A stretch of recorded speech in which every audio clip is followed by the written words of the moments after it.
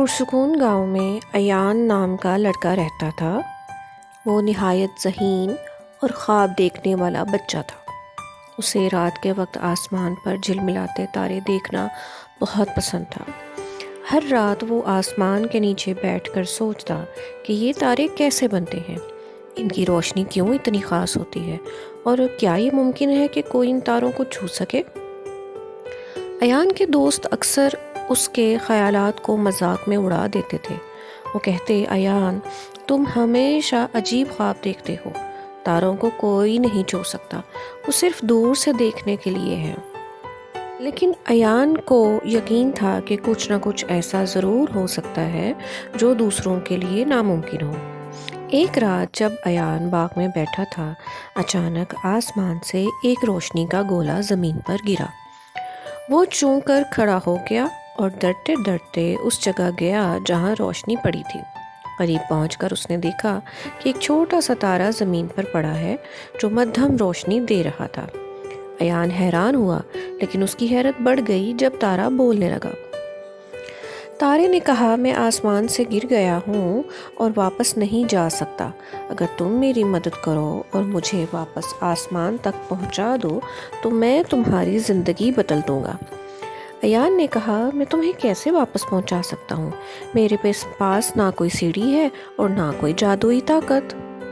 تارا مسکرایا اور بولا، محبت، یقین اور ہمت سے سب ممکن ہے۔ ایان نے سوچا اور ایک بڑی پتنگ بنانے کا فیصلہ کیا۔ وہ کئی دن تک محنت کرتا رہا اور سب سے مضبوط دھاگا اور خوبصورت کاغذ استعمال کر کے ایک عظیم الشان پتنگ بنائی۔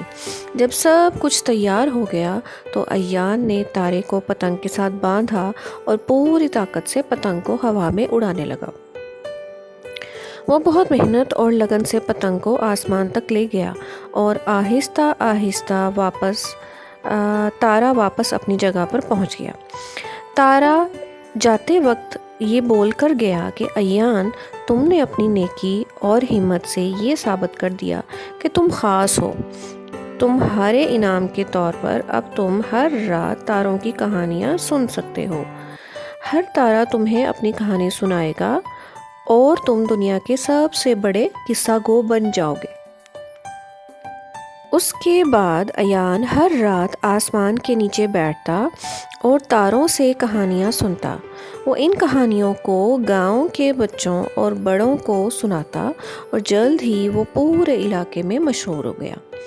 ایان کی کہانیاں لوگوں کو خواب دیکھنے اور امید کا دامن تھامے رکھنے کی ترغیب دیتی تھیں۔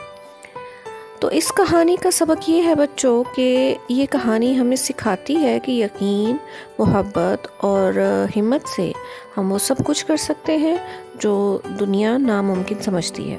خوابوں کو سچ کرنے کے لیے سب سے اہم چیز یہ ہے کہ ہم ان پر یقین رکھیں اور ان کے لیے محنت کریں۔